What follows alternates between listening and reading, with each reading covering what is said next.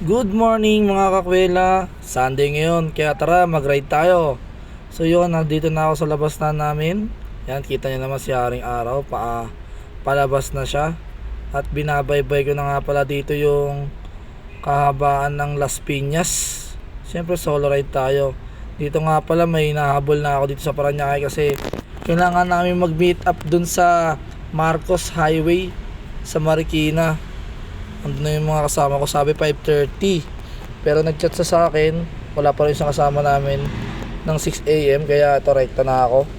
Nandito na ako sa may papuntang, kung tama ako, Villamor. Ayan o, gate 3 na ako dito mga kakwela. So nag-shades na ako dito kasi medyo nakakasilaw na. Good morning mga kakwela. Napapunta sila sa sigawan. 6 AM yung meet up sila sa Masinag. Kaya gagawin ko, pedal lang ako sa kantak. May mga nag-exercise sa kantak sa mga ride. Ito talaga puso-puso ako. So ito, yan, dito na nga pala ako mga kakwela sa Venice Grand Canal. Yan, meron dyan na konting ahon sa may bandang crossing. At dito, binaybay ko na ngayon ng C5 road papuntang Pasig. Nga pala mga kuwela, yon ulitin ko lang na hindi na ako rumekta ng takta kasi tinanghali rin ng gising yung kasama namin, kaya rumekta na ako sa Antipolo papunta doon kina Boston. Ayan, nandyan na ako sa Pasig area at nakarating na rin ako dito sa Marikina SM.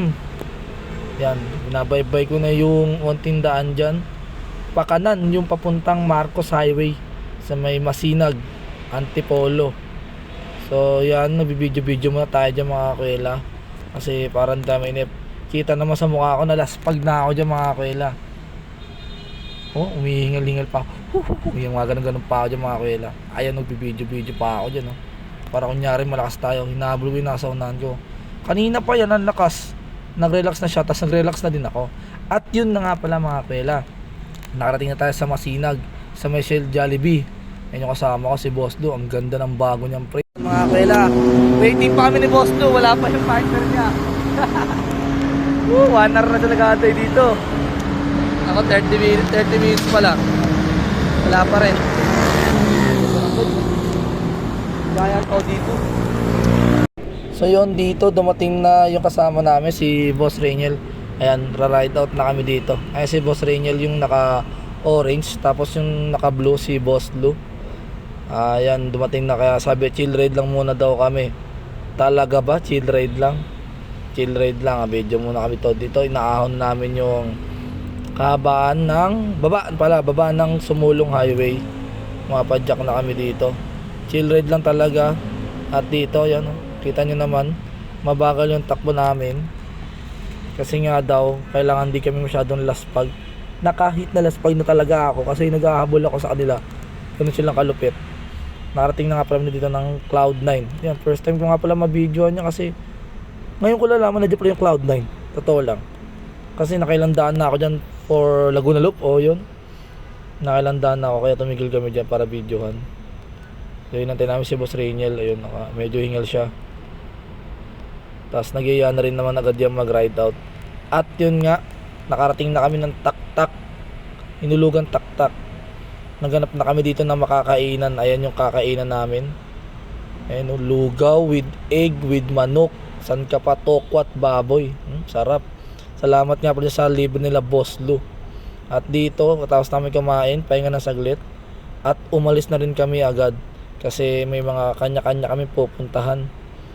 Dito, nakababa na kami ng Antipolo, Arco.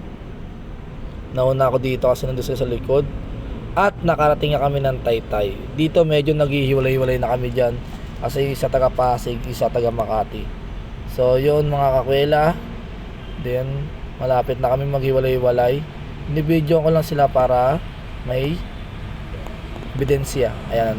Solo na nga pala ako dito. Nandito na ako sa Parañaque. Kumain muna ako ng sapin-sapin kasi nagutom ako.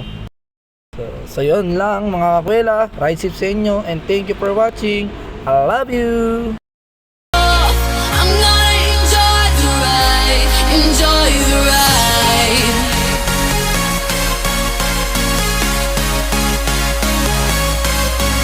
if it's